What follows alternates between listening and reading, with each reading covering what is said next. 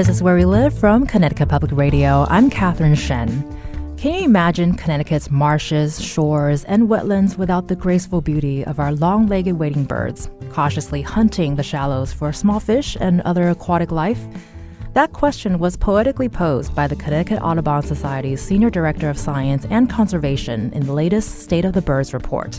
While local populations of wading birds like herons and egrets have rebounded since they were decimated by hunters at the turn of the last century, their status today is precarious. Today on Where We Live, we'll hear from several experts on the front lines of bird conservation, from wading and beach nesting birds to birds of prey. For so many species, human disturbance and land development are a continual threat. Plus, some good news. Raptors are back on the rise in Connecticut. Deep wildlife biologist Brian Hess will join us to discuss. First, to help us dig into the new State of the Birds report is Patrick Cummings, Executive Director of the Connecticut Audubon Society, and Milan, Senior Director of Science and Conservation for the Connecticut Audubon Society. Thanks both of you for joining us today. Thank you very much, Catherine. Amateur bird watchers, we want to hear from you too. What are you seeing where you live? You can join the conversation. Find us on Facebook and Twitter at Where We Live. Patrick, I want to start the conversation with you in terms of the big picture. The report was titled 125 Years of Bird Conservation Through Local Action, celebrating 125 years of Connecticut Audubon Society and the impact of the conservation efforts it has led. Can you take us back to the Society's origin story and the fact that it sounds like women's fashion was a huge part of that? Sure. This report was our, I think, 16th report. The State of the Birds report. We began our State of the Birds report in 2006, and this year, coinciding with the 125th anniversary of the Connecticut Audubon Society, we wanted to look at broad issues that spanned the entire that entire period from 1898 to the present. And if we had a time machine and were to get back into get into a time machine and go and talk about bird conservation in 1898, certainly the topic of fashion would be high on our list. It was. Oh, sorry. Sorry. Continue. Okay. The bird conservation movement started in the 1880s and 1890s, specifically as a way to stop the slaughter of birds by hunters in New York's fashion houses. It was fashionable for birds and birds' feathers to adorn ladies' hats. Well, I was going to say, I think it's really fascinating that was sort of the crux of why it happened. And I can actually see the fashion walking down the streets during that era. And Miley, you head up conservation at the Audubon Society, and your portion of the latest report was focused more on wading birds like herons and egrets. At the turn of the last century, you wrote, there were more egrets adorning ladies' hats than in the wild. So echoing what Patrick was just saying, can you talk to us about that initial conservation effort and the far-sighted women who led it? Yeah, certainly. At that time, the millinery trade was exceedingly active, and it was very profitable to put bird feathers on ladies' hats. Anybody who's gone back in the history of photographs, probably your great grandmothers, excuse me, would have shown ladies' hats adorned with feathers. And the most popular of those feathers were the egrets, which were the long lace-like feathers from the egrets' backs on the interscapular area of the birds. And I believe that's what started the whole fashion movement towards putting birds on bird feathers on ladies' hats. Well, they became so valuable and so popular in the fashion industry that bird hunters were especially set out to collect these egret feathers, and the only time these egrets produce these specialized feathers is in the breeding season. And so the millinery trade would go into these very large colonies of nesting egrets and wipe them out. And so when they're killing the adults, they also would kill the young ones, because the young would starve once they shot the adults off the nest. No population of birds can take that kind of situation for very long without becoming close to extinction. And basically that's what happened. So by the 1880s, 1890s, these egrets and other shorebirds, wading birds, became nearly extinct. Whereas they were found at one time, from the south all the way up to Maine. By the time 1888 or so came to pass, they were very, very rare in Connecticut. And fortunately now, with the passage of the Migratory Bird Treaty Act, they've slowly began to recover. But yeah, that's true. At one time, there were more egrets on people's hats than there were in the wild. And I think it's difficult to imagine, especially today, that that's sort of what started this whole thing, and the fact that fashion has such a large impact. And I'm trying to picture, there must be a huge need. I mean, that's a lot of feathers, basically. Where do things stand today for wading birds? I understand that I think 846 was the peak of the state's population. Yeah, well, today the wading bird population nesting in the state is teetering. It's trying to recover, but interestingly, these wading birds nest in colonies, which means they nest together in a group, and they need protection from predators. So over time they've evolved to reproduce on offshore islands, undeveloped offshore islands that are the most protected from predators. And since, as you can imagine, there's not too many undeveloped offshore islands left in Connecticut, but there are a few. And so we do have about 5 islands off the coast of Connecticut that support about 5 species of wading birds that are nesting there. But they're under threat. They're under threat by human disturbance, still by predators. Raccoons can still swim out to these islands. White-tailed deer can get out to the islands and reduce the nesting cover, the habitat that these birds need to nest in. So, yeah, they are very well protected, but under threat. And I think Duck Island in Westbrook is one of the sanctuary for these birds. Can you talk to us in a little bit more detail about what that looks like? Yeah, sure. Duck Island off Westbrook is one of the Sound's sort of rare undeveloped islands. It's about 5.5 acres, and it's a state-owned wildlife management area, which means the state of Connecticut, the DEEP, protects that island. It's got these 2 long breakwaters extending north and west, and it's actually listed by the Audubon Society as an important bird area. And right now, it's one of the largest heronries in the eastern half of the Sound. There's probably about 55 pairs of 5 different species of wading birds that are nesting here. Basically, in the structure, it's got a very dense structure of vegetation, which they need for protection. So Duck Island is one of our great success stories for wading bird nesting.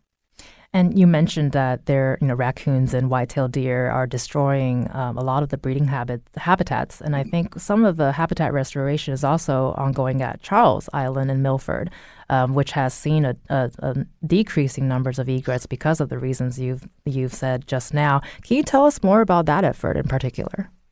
Yeah, Charles Island is a little different than some. It's undeveloped, but there's a long tombolo, a sandbar that goes out to the island at low tide. So people can get out there. White-tailed deer can walk out. Raccoons can get out.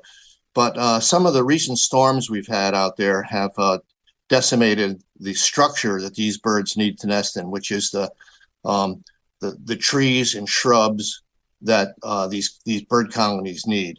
And so the state has been doing a really good job of trying to restore this island into a good heronry again.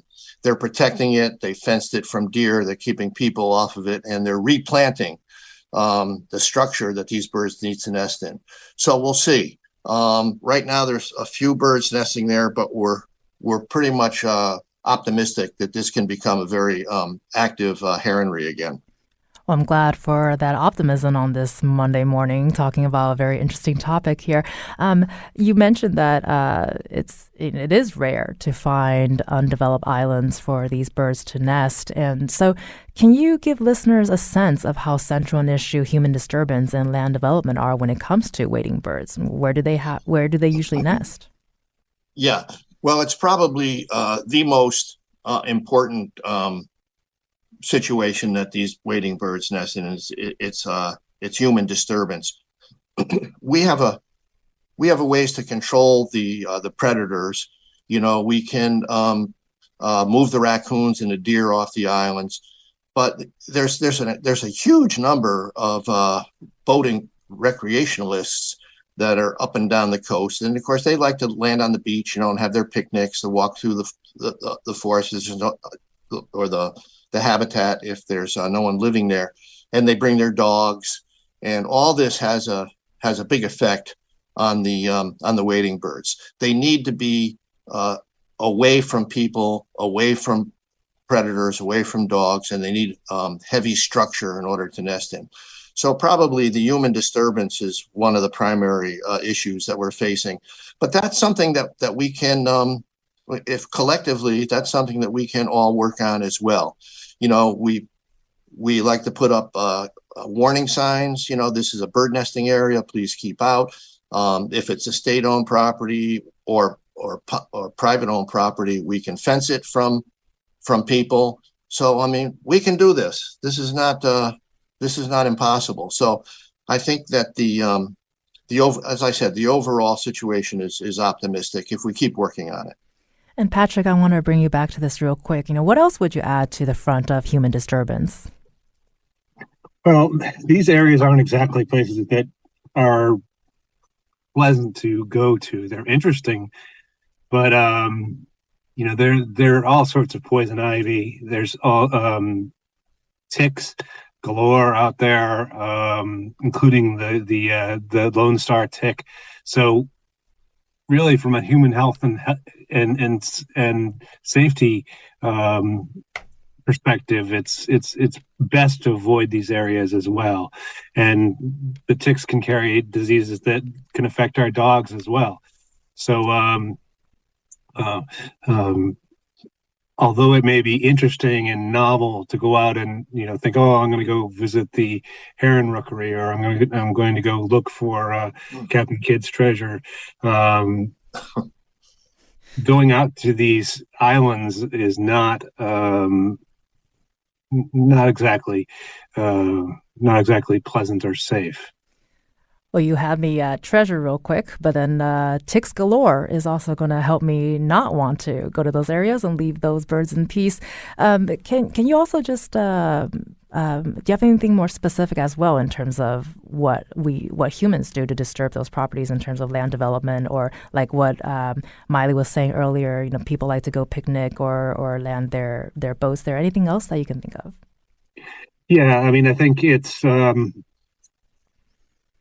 it's a matter of these birds in some parts of the world will nest on the mainland where the habitat's right for them, like in the Everglades, where there's these sort of forests that are hummocks that are above the marsh. So in a sense, marsh islands. And but we're so highly developed up here in the Northeast that in a sense, these birds have been pushed to the undeveloped islands. And it's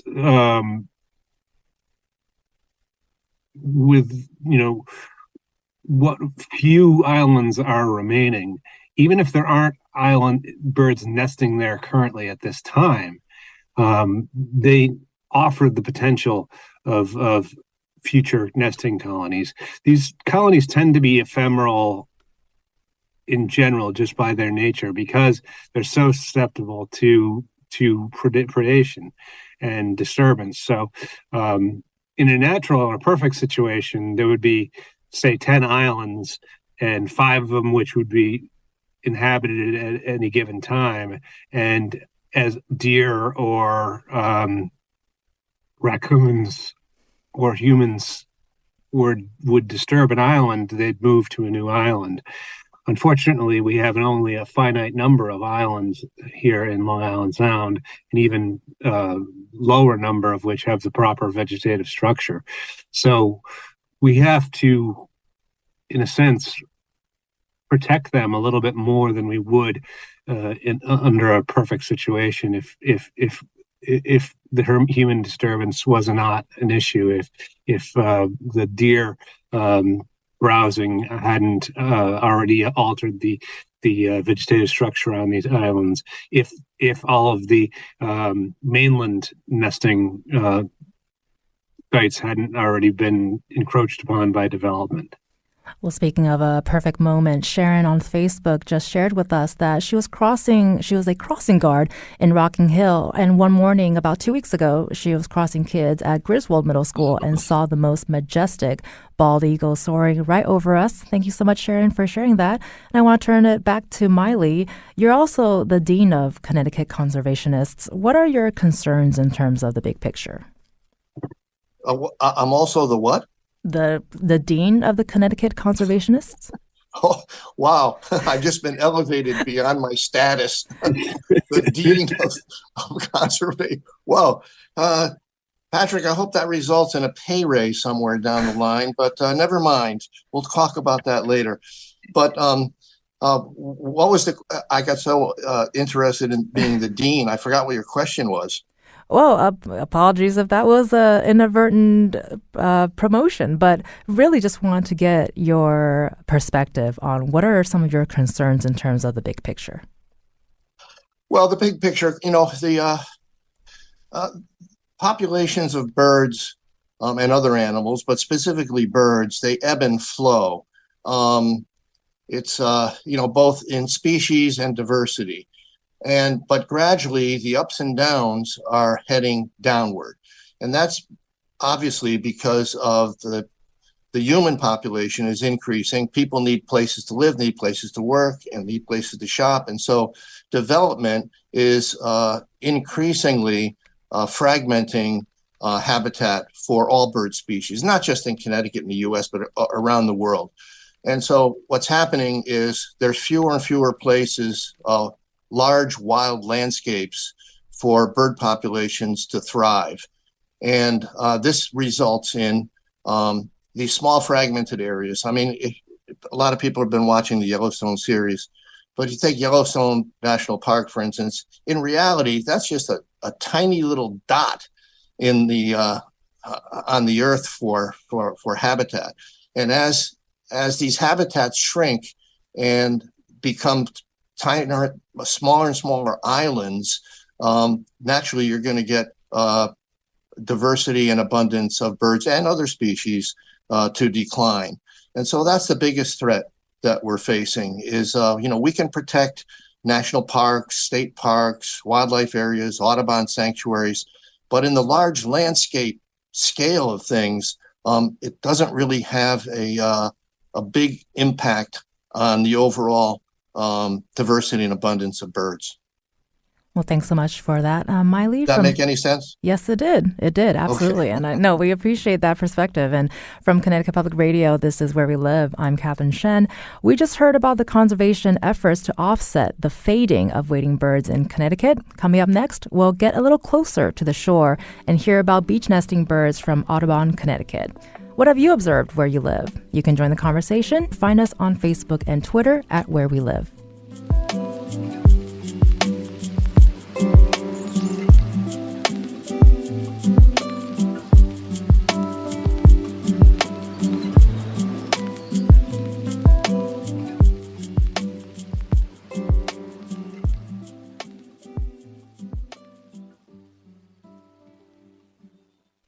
This is Where We Live from Connecticut Public Radio. I'm Catherine Shen. American oyster catchers, like many beach nesting birds where we live, are threatened by climate change and habitat loss. Whether the piping plover, the least or common tern, the willet, or semi-palmated sandpiper, all require continual vigilance to maintain and increase their populations. Researchers estimate that the population of North American shorebirds have declined 73% since 1970s because of habitat loss and unregulated hunting in their Central and South American wintering grounds. That's according to Elizabeth Amendola, Coastal Program Coordinator for Audubon, Connecticut. She joins us now. Thanks so much, Elizabeth, for joining us. Hi, good morning. Thank you. And still with us is Patrick Cummins, Executive Director of the Connecticut Audubon Society. Bird watchers, you can also join the conversation. Find us on Facebook and Twitter at Where We Live. Beth, can you talk to us about the status of conservation efforts for Connecticut's beach nesting birds, and why are they particularly vulnerable? Yeah, so our beach nesting birds are very vulnerable. As you know, Connecticut's coastline, we don't have many available beaches for these birds to nest on, and we share them with lots of beachgoers that like to enjoy the shore as well.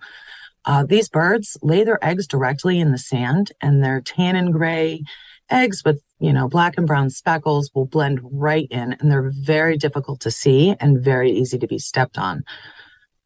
So here in Connecticut, we try to protect these areas. We put up fencing just to alert folks that, we do have birds nesting here, just try and give them a little space so that they can breed here in the summer. It's so fascinating to be having this conversation just because I'm familiar with the snowy plovers in the California coastline where we were, as humans, fenced out and not allowed to go to the beach in the summers, but it is important to stay off their habitats. So can you help us distinguish the threats of human intervention in terms of, whether it's disturbances or just outright land development and climate change? Well, actually, all three of those, topics are, have a big impact on these birds' populations. So yes, human disturbance, even just, general beach going, folks walking down the beach, this will, scare the birds off their nests. Coastal development is reducing the amount of available nesting habitat for these birds. And climate change is also having a very large impact. We're seeing the increase of severe coastal storms. And what this does is it will wash over these beaches and it will wash out these nests. And in some cases, even take very young chicks. So they're very susceptible to all these threats. Is there one in particular that has more threats than others? Well, I think human disturbance really has a huge impact on these birds, but I think that threat is something that we really can work to try and reduce. Keep your dogs off the beaches. When these birds see our sweet little pets that are a member of the family, they see it as a predator. They see it as a fox or a coyote coming to eat their chicks or their eggs. So it really has a detrimental impact on these birds. And just giving birds space. These are things we can do. Removing your garbage from the beach. Garbage that we leave on the beach will attract predators like raccoons and gulls that also will feed on chicks and eggs.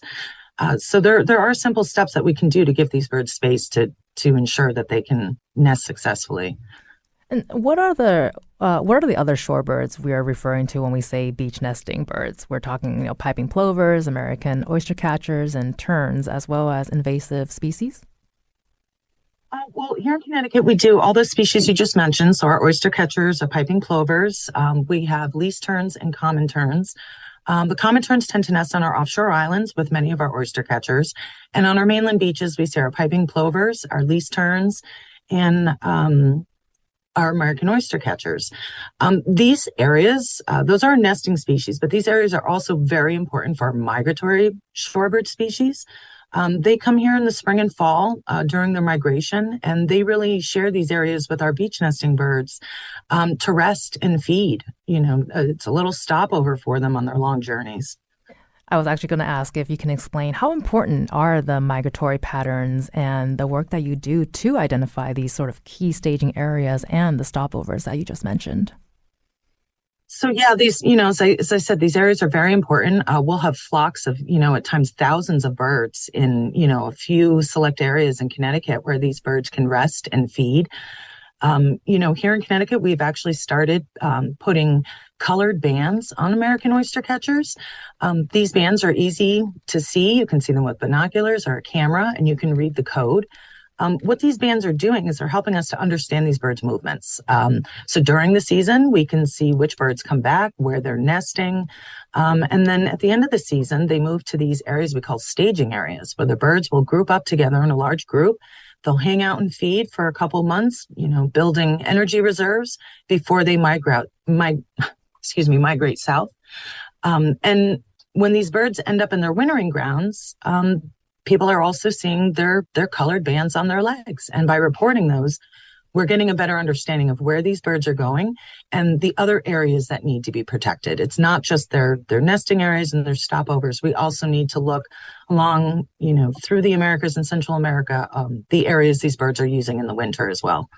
And you've also looked at the correlations between urbanization and invasive species like starlings, but you found that the attributing cause and effect is complex. Can you break that down for us?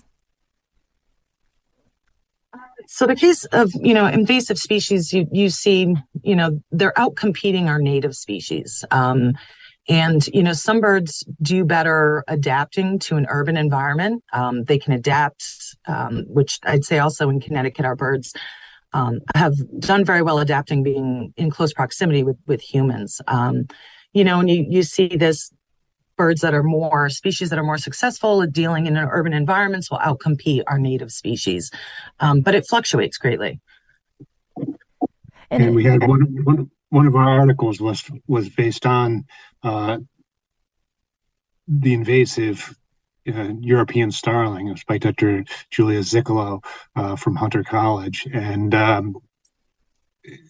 what we found is that even some of our invasive species, such as the European starling, are declining at quite a stiff rate, and that a lot of the problems we thought were easily blamed on the invasive species weren't necessarily caused by the invasive species, but by other factors, including some human, induced factors. So I want to come back to the migratory patterns real quick again. How do you factor other countries and overwintering risks? It really begins, with identifying these areas that the birds use and are going to in the winter. And it's really creating partnerships. Creating partnerships with other NGOs and organizations that are doing work in these countries, learning from each other, helping each other, and it's building on this. So, it's one thing to have very good protections and management plans in a breeding area, but that also needs to extend to their wintering areas where we can help and learn from each other, and ensure that these wintering grounds where these birds heavily rely on to feed and rest in the winter can also see the same protections. And from your perspective, and from the conversations we've been having, it seems like they're all connected, really. And what can listeners do to not just avoid the areas where these birds are nesting, but even help these environments? There's many things, folks, when there's legislations passed, here in Connecticut, our beach nesting birds rely on the health of Long Island Sound. So they need, healthy waters that will produce fish that the terns feed on, oyster catchers with their namesake. They're eating oysters and mussels and clams. We need to ensure that, we maintain the health of the sound. So, folks can even, help voting with specific legislation that will, provide protections for their food sources, support open space,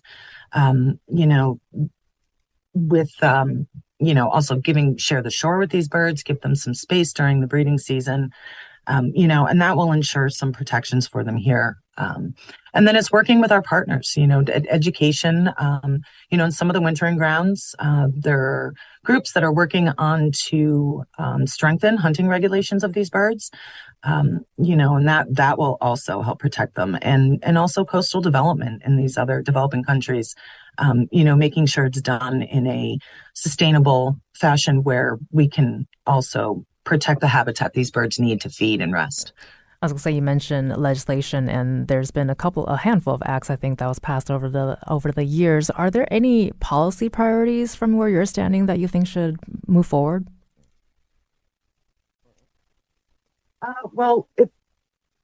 Recently the Restoring America's Act, if we get that passed, that is going to be huge for conservation. That will increase the amount of money that the state will see that we can use to put toward our conservation efforts. And that would be a huge, huge leap and a huge win for these birds here in Connecticut.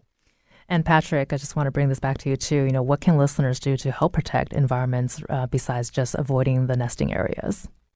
Yeah, as Elizabeth mentioned, Recovering America's Wildlife Act is really huge, and already, our members and people who are advocates for wildlife have reached out in droves to our elected officials, and it has passed the House, and now is just waiting to hopefully pass the Senate before the end of this session. Keep an eye out for, on our websites, the various, Audubon Connecticut and Connecticut Audubon Society's websites for opportunities to weigh in on additional policy frameworks. There may be some additional legislation regarding horseshoe crabs this legislative session. Horseshoe crabs are very important prey items. Their eggs and young are very important prey items for migratory and nesting shorebirds and other species of conservation concerns such as weakfish and bluefish. And I was going to say for both of you, really, if listeners want to help out and volunteer, do you have opportunities for them to join in on that? Yeah, if they go to our website, the Audubon Alliance for Coastal Waterbirds, aafcw.org, or just Google Audubon Alliance for Coastal Waterbirds, they can find out more about volunteering to help out with shorebirds, either on a regular basis, being if you will, a monitor or a steward, or on special occasions when we may be putting out string fencing or removing the string fencing. That sounds like a plan. Thank you so much for that information. And from Connecticut Public Radio, this is Where We Live. I'm Catherine Shen. You've been listening to Elizabeth Amendola, Coastal Program Coordinator for Audubon, Connecticut. Thank you so much for being here with us today. Thank you for having me. Coming up next, we'll be talking about how raptors are on the rise in Connecticut. You can also join the conversation. Find us on Facebook and Twitter at Where We Live.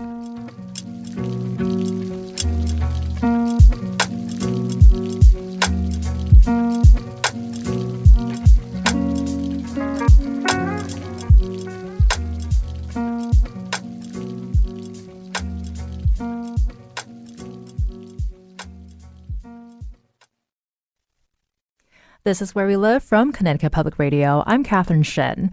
Raptors are back on the rise in Connecticut. Here to discuss the bright spot in the Connecticut Audubon Society's State of the Birds report is Brian Hess, Wildlife Division Biologist with the Connecticut Department of Energy and Environmental Protection. Thanks, Brian, for being here with us today.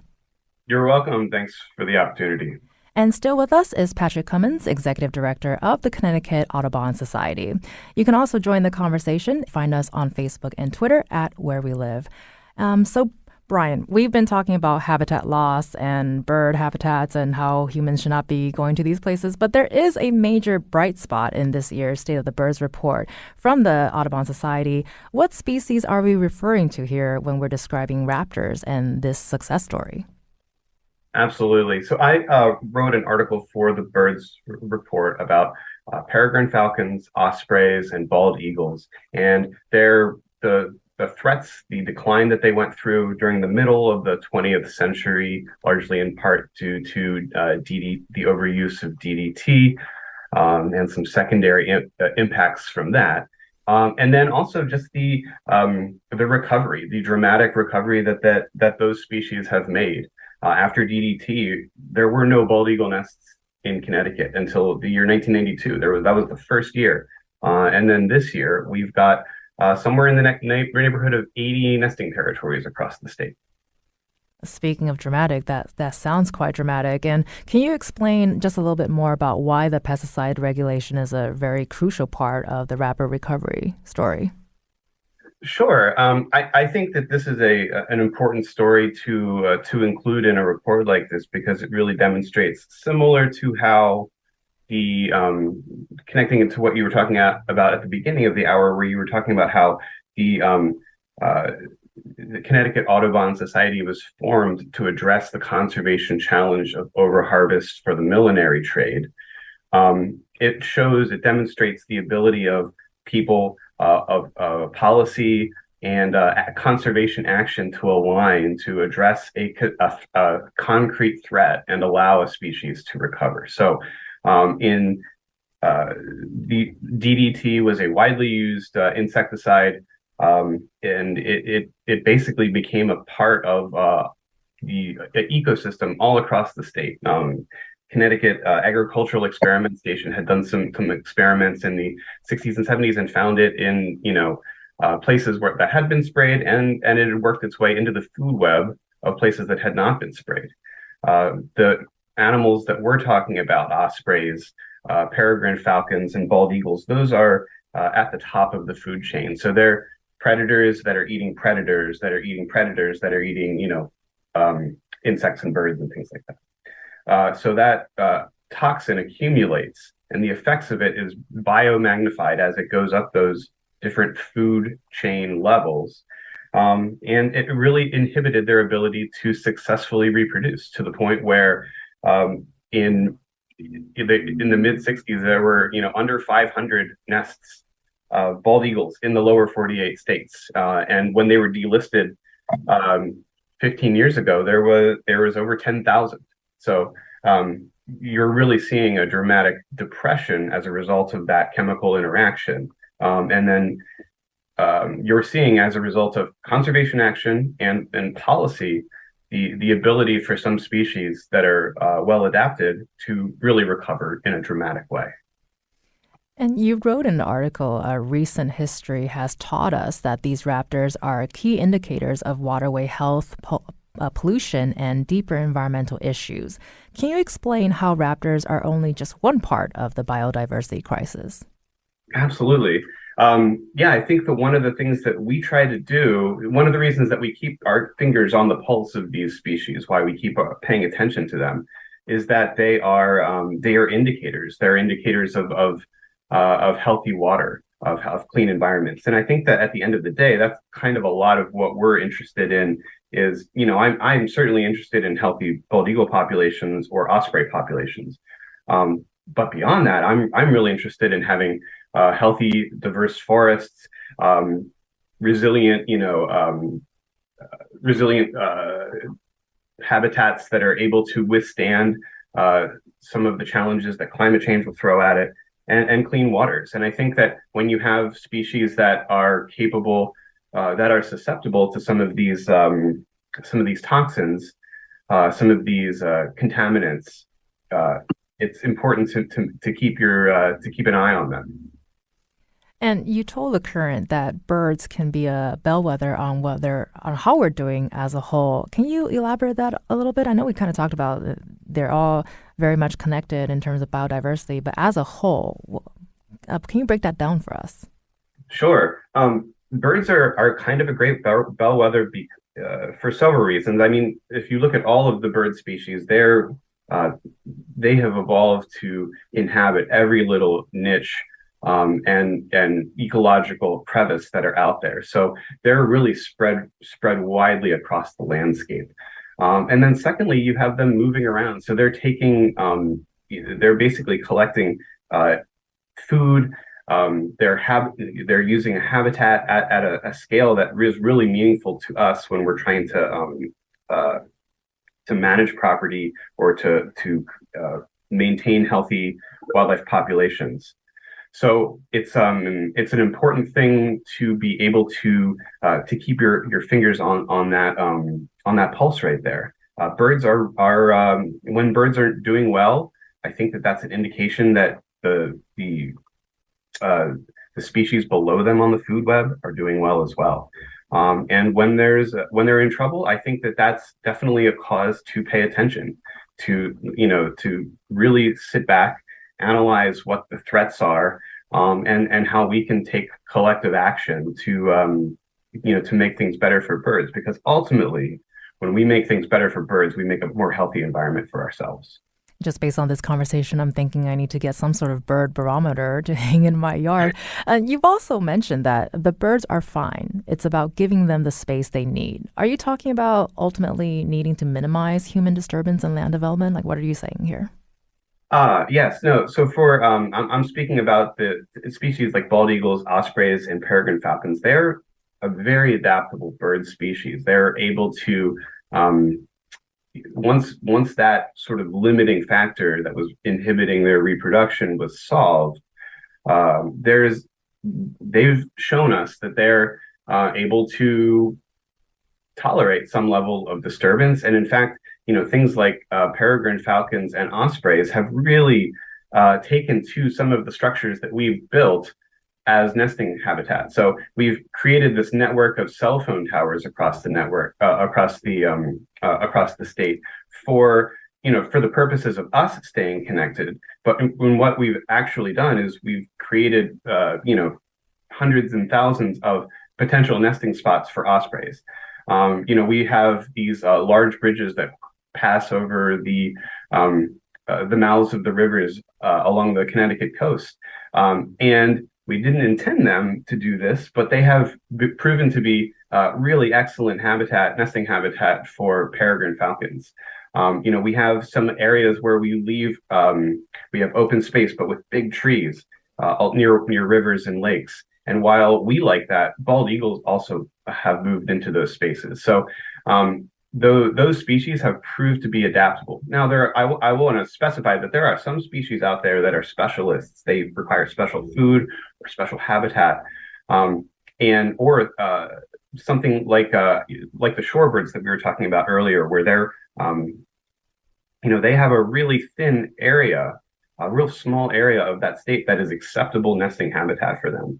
And they're in direct competition with what we want to do. So there are absolutely places where we need to manage that. However, I think my point was, a lot of times, if you're able to sort of give the birds a little bit of space, understand what they need, they're going to do their thing and do it well. And we just need to kind of to stand back and really a lot of what I do as a wildlife biologist is managing people, managing our expectations, providing technical assistance, and figuring out how to live alongside the wildlife in Connecticut. Well, you just reminded me that I think driving down the freeway, I see birds and eagles nesting on billboards and highway lights, though, talking about adaptability. And from where you're standing, we talked about protection and what people can do. But what can people do to help protect ospreys and bald eagles in terms of their habitats? Absolutely. I think so. A couple of the things that we do is I would suggest that if you see bald eagles carrying sticks, that's usually a sign that there's a nest nearby. I would appreciate if you let me know about that. That would be wonderful. Secondly, I think if you're interested in monitoring these species, reach out to myself or Connecticut Audubon Society. There are programs out there, volunteer programs that can help keep tabs on things.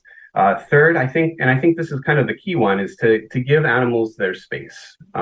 My rule of thumb is that if you're watching wildlife, and it changes its behavior because you're there, that probably means that you're too close. So giving some space is a really key part of that equation. And then I think fourth is to kind of enjoy the fact that they're there. There are opportunities to go out during the winter and see bald eagles along the Connecticut River.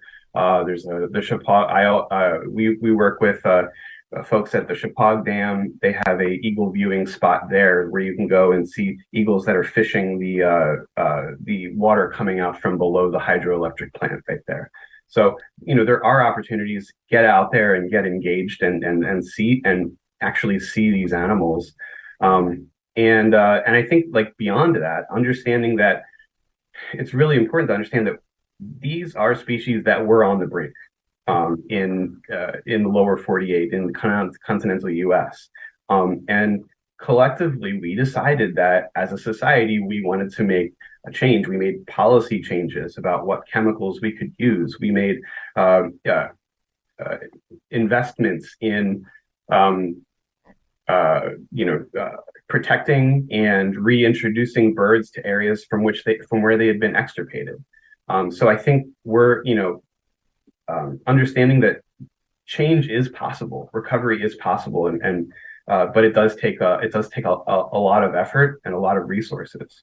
So I really think things like Recovering America's Wildlife Act, which Patrick had mentioned, Patrick and Beth had both mentioned earlier, are really important things that will give agencies, non-profit, non-government organizations, conservation partners across the landscape the tools that they need to do important work to conserve biodiversity. So I got one more minute left, but we got a question from James in Hamden that asks if it helps birds if we don't mow our lawns. Do you have an answer for that, Brian? Absolutely. I think that by and large, not mowing is a great thing. Lawns are, generally speaking, kind of unhealthy monocultures. When you let things grow, you get seeds, you get flowers, you get things like that insects can use, and one thing birds do is they eat insects. So anything that you can kind of do to promote the native wildlife, native plants, all of those things are wonderful for birds. Well, thanks, James, for that question, and thanks, Brian, for answering that. That was Brian Hess, Wildlife Division Biologist with the Connecticut Department of Energy and Environmental Protection, and Patrick Cummins, Executive Director of the Connecticut Audubon Society. Thank you both for being here with us today. You're welcome. Thanks for having me. I'm Catherine Shen. Today's show is produced by Katie Pellico. Our technical producer is Kat Pastor. Download Where We Live anytime on your favorite podcast app, and thank you so much for listening.